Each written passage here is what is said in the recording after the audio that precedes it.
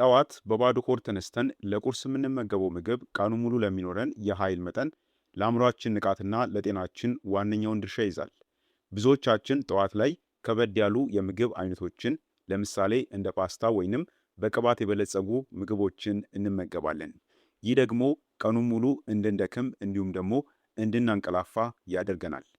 ታዲያ ቀኑን ሙሉ ንቁ፣ ብቁና ሙሉ ኃይል እንዲኖራችሁ የሚያደርግ ድንቅ የጠዋት ቁርስ እንዳለ ብነግራችሁስ? እሱም አጃና ሙዝ ናቸው። ዛሬ የአጃና ሙዝ ድንቅ ቁርስን መመገብ የሚያስገኛቸውን 7 ጥቅሞች፣ ይህ ጥምረት ለምን ልዩ እንደሆነና በውስጡ የያዛቸውንም አስገራሚ ንጥረ ነገሮችን በሰፊው በዚህ ቪዲዮ እንመለከታለን። ስለሆነም እስከ ቪዲዮ ፍጻሜ ድረስ አብራችሁን ቆዩ። መልካም ቆይታ። አጃና ሙዝ በአንድ ላይ ሲቀላቀሉ ፍጹም የሆነ ሱፐርፉድ ወይንም ደግሞ ልዕለ ምግብ ይፈጥራሉ። አጃ በተፈጥሮ ኮምፕሌክስ ካርቦሃይድሬት እና ቤታ ግሉካን የተባለ ልዩ የሚሟሟ የፋይበር አይነት በከፍተኛ መጠን የያዘ እህል ነው። ሙዝ በበኩሉ በፖታሺየም ማዕድን፣ በቫይታሚን ቢ6፣ በቫይታሚን ሲ እና በተፈጥሯዊ ስኳሮች ለምሳሌ ግሉኮስ፣ ፍሩክቶስ እና ሱክሮስ የበለጸገ ፍራፍሬ ነው። እነዚህ ሁለት ምግቦች ጠዋት ላይ በአንድ ጎድጓዳ ሳህን ሲገናኙ ለሰውነታችን ዘላቂ ጉልበትና ለአእምሯችን ፈጣን ማገዶ የሚሆን ታላቅ የንጥረ ነገር ክምችትን በአንድ ላይ ይለግሱናል። አሁን ይህንን ድንቅ ቁርስ በየቀኑ መመገብ የሚያስገኛቸውን 7 አስገራሚ የጤና ጥቅሞችን እንመልከት። አንደኛ፣ ቀኑ ሙሉ የሚቆይ ዘላቂ የሰውነት ጉልበትን ይሰጣል። አብዛኞቹ የቁርስ ምግቦች ለምሳሌ ነጭ ዳቦ ወይንም ጣፋጭ ምግቦች ከተመገብናቸው በኋላ ፈጣን ጉልበት ሰጥተውን በአንድና በሁለት ሰዓታት ውስጥ የሰውነት ኃይል ድንገት እንዲንኮታኮት ወይም ደግሞ ኢነርጂያችን ክራሽ እንዲሆን ያደርጋሉ። አጃና ሙዝ ግን የዚህ ተቃራኒ ናቸው። አጃ በውስጡ የያዘው ኮምፕሌክስ ካርቦሃይድሬት በሆዳችን ውስጥ በጣም በዝግታ የሚፈጭና ግሉኮስን ወደ ደማችን በጠብታ የሚለቅ የተፈጥሮ ማገዶ ነው። ሙዝ ደግሞ በበኩሉ ፈጣን የኃይል ማነቃቂያ የሚሆኑ 3 የተፈጥሮ ስኳሮችን ይዟል። ይህ ጥምረት ጠዋት ሲወሰድ ለሰውነታችን መኪና የሚሆን ነዳጅን ቀስ በቀስና ቀኑን ሙሉ እያከፋፈለ እንዲሰጥ ያደርገዋል። በዚህም ምክንያት ያለምንም መጫጫንና ድካም እስከ ምሳ ሰዓት ድረስ ሙሉ ጉልበትና አቅም እንዲኖረን ያደርገናል ማለት ነው። ሁለተኛ፣ የምግብ መፈጨት ስርዓትንና የሆድ ዕቃን ያጸዳል። የሆድ ድርቀት፣ የሆድ መነፋት እናም የጋስ መከማቸት ጠዋት ላይ ቀናችንን የሚያበላሹ ዋና ዋና ችግሮች ናቸው። ይህ የአጃና የሙዝ ቁርስ ግን ለሆድ ዕቃችን ጤና ፍጹም መድኃኒት ነው። አጃ በውስጡ ቤታ ግሉካን የተባለ ጄል መሰል ፋይበር ይዟል። ይህም ፋይበር በአንጀታችን ውስጥ ያሉትን መጥፎ ቆሻሻዎችን እየጠረገ እንዲወጡ ያደርጋል። እንዲሁም በሆዳችን ውስጥ ያሉትን ፕሮባዮቲክስ የሚባሉትን ጠቃሚ ባክቴሪያዎችን ይመግባል። ሙዝ ደግሞ በበኩሉ ፔክቲን የተባለ ፋይበር እና በቀላሉም አንጀትን የሚያለሰልስ ንጥረ ነገር ስላለው የምግብ መሸጋገር ሂደቱን ያቀላጥፋል። ይህንን ቁርስ ማዘውተር የሆድ ድርቀትን ሙሉ በሙሉ ያስወግዳል፣ አንጀታችንን ከመርዝ ያጸዳል፣ የምግብ መፈጨት ትራክቱም ያለምንም ህመምና መቆራረጥ ስራውን በአግባቡ እንዲያከናውን ያግዘዋል ማለት ነው። ሶስተኛ፣ በደም ውስጥ ያለውን የኮሌስትሮል መጠን ይቀንሳል። ለልብ ጤና ጠንቅ የሆነው መጥፎ ኮሌስትሮል ኤልዲኤል ማለት ነው በደም ቧንቧዎች ውስጥ እንዳይከማች ለማድረግ አጃ ወደር የለውም። በአጃ ውስጥ ያለው የሚሟሟ ፋይበር በምግብ መፈጨት ሂደት ውስጥ በኮሌስትሮል የበለጸጉትን የባይል አሲዶችን ይይዝና ከሰውነታችን እንዲወገዱ ያደርጋቸዋል። ይህ ሲሆን ጉበታችን አዳዲስ የባይል አሲዶችን ለመስራት በደማችን ውስጥ ያለውን መጥፎ ኮሌስትሮል መጠቀም ይጀምራል ማለት ነው። በዚህም በደማችን ውስጥ ያለው የኮሌስትሮል መጠን በከፍተኛ ሁኔታ ይቀንሳል። ሙዝ በበኩሉ ምንም አይነት ስብ ወይንም ኮሌስትሮል የሌለው ከመሆኑም በላይ በውስጡ ያሉት አንቲኦክሲደንቶች የደም ቧንቧዎች እንዳይደፈኑ ይከላከላሉ። ስለዚህ ይህንን ቁርስ በየቀኑ መመገብ የደም ዝውውርን በማስተካከል ልባችንን ከተለያዩ አደገኛ ህመሞች በአስተማማኝ ሁኔታ ይጠብቀዋል ማለት ነው። አራተኛ፣ የደም ማነስን ሙሉ በሙሉ ይከላከላል። የደም ማነስ በተለይ በሰውነታችን ውስጥ የአይረን ማዕድን እጥረት ሲኖር ቀይ የደም ሴሎች በበቂ ሁኔታ ሳይመረቱ ሲቀሩ የሚከሰት የጤና እክል ነው።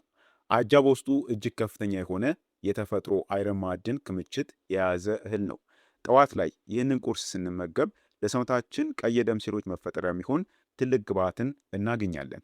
ሙዝ በበኩሉ በውስጡ ባለው ከፍተኛ የቫይታሚን ቢ6 እና የብረት ይዘት አማካኝነት ሰውነታችን ሄሞግሎቢን በቀላሉ እንዲያመርት ያግዘዋል። ይህም ጥምረት ኦክሲጅን በደማችን አማካኝነት ወደ ሁሉም የሰውነት ክፍሎችና ወደ አእምሯችን በአግባቡ እንዲሰራጭ ስለሚያደርገው ጠዋት ላይ የሚሰማን ከፍተኛ የድካም ስሜት፣ ራስ ምታትና መጫጫን በማስወገድ የደም ማነስ ችግርን ሙሉ በሙሉ ይከላከላል። አምስተኛ የደም ግፊትን በአስተማማኝ ሁኔታ ያስተካክላል። ከፍተኛ የደም ግፊት ለልብ ህመምና ለድንገተኛም ስትሮክ አደጋ ዋነኛ መንስኤ ነው። ሙዝ በዓለም ላይ ካሉ ፍራፍሬዎች ሁሉ በውስጡ እጅግ ከፍተኛ የሆነ የፖታሺየም ማዕድን የያዘ በመሆኑ ይታወቃል። ፖታሺየም ደግሞ በሰውነታችን ውስጥ ያለውን የሶዲየም ማለትም የጨው መጠን በማመጣጠን የደም ቧንቧዎች እንዲዝናኑና የደም ዝውውርም ያለምንም ጫና እንዲከናወን ያደርጋል። አጃ ደግሞ በበኩሉ የደም ቧንቧዎች ግድግዳዎችን ሊያጠቁ እንዲሁም ደግሞ ሊያደነድኑ የሚችሉትን የውስጥ ብግነቶችን የሚዋጋ አቬናንትራማይድ የተባለ ልዩ አንቲኦክሲደንት ይዟል። ስለዚህ አጃና ሙዝን በአንድ ላይ ለቁርስ መመገብ የደም ግፊትን በተፈጥሮ መንገድ ፍጹም በተመጣጠነ ደረጃ ላይ ጠብቆ ለማቆየት ይረዳል ማለት ነው። ስድስተኛ ክብደትን ለመቀነስና ስብን ለማቅለጥ ያግዛል። ክብደት ለመቀነስ ለሚፈልግ ሰው ቁርስን መዝለል ሳይሆን ጤናማና ሆድን ለረጅም ሰዓት የሚያጠግብ ቁርስን መመገብ ወሳኝ ነው። አጃ በውስጡ ባለው ከፍተኛ የሚሟሟ ፋይበር ምክንያት በሆዳችን ውስጥ የመጥገብ ሆርሞን እንዲመነጭ ያደርጋል። ይህ ማለት ይህንን ቁርስ ጠዋት ከተመገብን በኋላ ለረጅም ሰዓታት ያለምንም የረሃብ ስሜት በደንብ ጠግመን እንድንቆይ ያደርገናል ማለት ነው። ይህም በየሰዓቱ የሚመጣን አላስፈላጊ የምግብ ፍላጎትን ያስቀረዋል።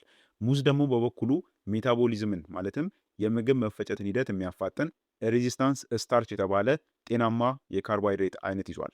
ይህ ጥምረት ሰውነታችን ስብን በቀላሉ እንዲያቀልጥና ተጨማሪም ካሎሪዎችን እንዳናስገባ በማድረግ ጤናማ ክብደት እንድንይዝ ትልቅ ድጋፍን ይሰጣል። ሰባተኛ የአእምሮን ጭንቀት በመቀነስ ደስታን ይሰጣል። አጃና ሙዝ ለሰውነታችን ብቻም ሳይሆን በቀጥታ ለአእምሯችን ጤናና ለስሜታችን መረጋጋት የሚሰጡት ጥቅም እጅግ አስገራሚ ነው። ሙዝ በውስጡ ትራይፕቶፋን የተባለ የአሚኖ አሲድ አይነት ይዟል። ይህም አሚኖ አሲድ በሰውነታችን ውስጥ ወደ ሴራቶኒን ይቀየራል። ሴራቶኒን ደግሞ በሕክምናው ዓለም የደስታና የመረጋጋት ሆርሞን በመባል ይታወቃል። አጃው በኩሉ በውስጡ ባለው ከፍተኛ የቢ ቫይታሚን ክምችት አማካኝነት የነርቭ ስርዓታችንን እንዲረጋጋ ያደርጋል። ጠዋት ላይ ይህንን ቁርስ መመገብ የአእምሮ ውጥረትን፣ ጭንቀትንና ድብርትን ሙሉ በሙሉ በማስወገድ ቀኑን ሙሉ በጥሩ ስሜት በደስታና በከፍተኛ ትኩረት ስራችንን እንድንሰራ ያግዘናል ማለት ነው። ስለዚህ ቁርስ ላይ አጃንና ሙዝን ብንመገብ እነዚህን 7 አስደናቂ የጤና ጥቅሞችን የምናገኝ ይሆናል ማለት ነው። አሁን ደግሞ እንዴትና መቼ መመገብ አለብን የሚለውን ልንገራችሁ። ታዲያም ይህንን ሁሉ ታምረኛ የቁርስ በረከት ለማግኘት አጃና ሙዝን እንዴት በአጭር ጊዜና በትክክለኛው መንገድ አዘጋጅተን እንመገበው የሚለው ትልቅ ጥያቄ ነው። በጣም ቀላልና 3 ደቂቃ ብቻ የሚፈጅ ምርጥ የሆነ የአዘገጃጀት ዘዴን ልንገራችሁ። በመጀመሪያ አጃውን ማብሰል አለብን። ግማሽ ኩባያ ንጹህ አጃ በትልቅ ጎድጓዳ ሳህን ውስጥ ማድረግ ነው። አጃ ሲባል ደግሞ ኦትስ ነው። የእኛ ሀገሩን ሳይሆን የፈረንጆቹን ኦትስ ነው የምታዘጋጁት። ከዛ በመቀጠል 1 ኩባያ የሚሆን ውሃን ወይንም ደግሞ የፈለጋችሁትን የወተት አይነት የላምም ሊሆን ይችላል ወይም ደግሞ የአልመንድ ወተትን በመጨመር ለ3 ደቂቃ ያክል መካከለኛ እሳት ላይ ማብሰል ነው። አጃው ለስላሳና ጥቅጥቅ ያለ ክሬም እስኪሆን ድረስ ማማሰል ይኖርባችኋል። ከዛ በሁለተኛ ደረጃ የምታደርጉት ሙዙን መጨመር ነው። አጃው እንደበሰለ ወደ መመገቢያ ሳህናችን እንገለብጠዋለን። በመቀጠል 1 መካከለኛ የበሰለ ሙዝ ወስደን በቢላዋ በትናንሹ ከከተፍን በኋላ በበሰለው አጃ ላይ በክብ ቅርጽ በሚያምር ሁኔታ እንደረድረዋለን። ይበልጥ እንዲዋሃድ ከፈለጋችሁ ሙዙን ለየብቻ በሹካ ፈጭታችሁ ከአጃው ጋር በአንድ ላይ ማዋሃድም ትችላላችሁ። ከዛ በሶስተኛ ጥቅሙን ይበልጥ ለማሳደግ የምትጨምሯቸው አንዳንድ ነገሮች ይኖራሉ። ቁርሳችን ይበልጥ ጣፋጭና የፈውስ አቅሙም የላቀ እንዲሆን 1 ሻይ ማንኪያ ንጹህ ማር ከላይ ማፍሰስ እናም ለልብ ጤና የሚሆን 1 ሻይ ማንኪያ የተፈጨ የተልባ ፍሬን ወይንም የቺያ ዘርን ነስንሰን መጠቀም እንችላለን። ይህንን ድንቅ ሱፐርፉድ ጠዋት ላይ እንደተነሳን በቁርስ ሰዓት መመገቡ ይመረጣል። በባዶ ሆዳችን ወደ ሰውነታችን ሲገባ ንጥረ ነገሮች በፍጥነት እንዲመጠጡና ቀኑን ሙሉም ያለምንም መዛል ንቁ ሆነን እንድንቆይ ያደርገናል ማለት ነው። ስለዚህ በዚህ መልኩ አዘጋጅታችሁ መጠቀም ትችላላችሁ። ስለሆነም እንግዲህ ቤተሰቦች ውድና ሰውነትን የሚያደክሙ የቁርስ ምግቦችን በመተው ይህንን በቀላሉ የሚገኝና ታላቅ የፈውስ አቅም ያለውን ተፈጥሯዊ ቁርስን በመመገብ ጤናችሁንና ቀናችሁን በንቃት ጠብቁ። እናንተስ ጠዋት ላይ አጃን ስታዘጋጁ ምን አይነት ምግቦችን ትጨምሩበታላችሁ? አስተያየታችሁን እንዲሁም ደግሞ ያላችሁን ማንኛውም ጥያቄ ኮሜንት ላይ አስቀምጡልኝ። ለዛሬ የነበረን የጤና ትምህርት ይመስል ነበር። ቪዲዮ ጠቃሚና አስተማሪ ሆኖ ካገኛችሁት ላይክ እና ሼር ማድረጋችሁን አትርሱ። በቀጣይ በሌላ አስተማሪ ቪዲዮ እስከምንገናኝ በጤና ቆዩልኝ። ቸር ሰንብቱ።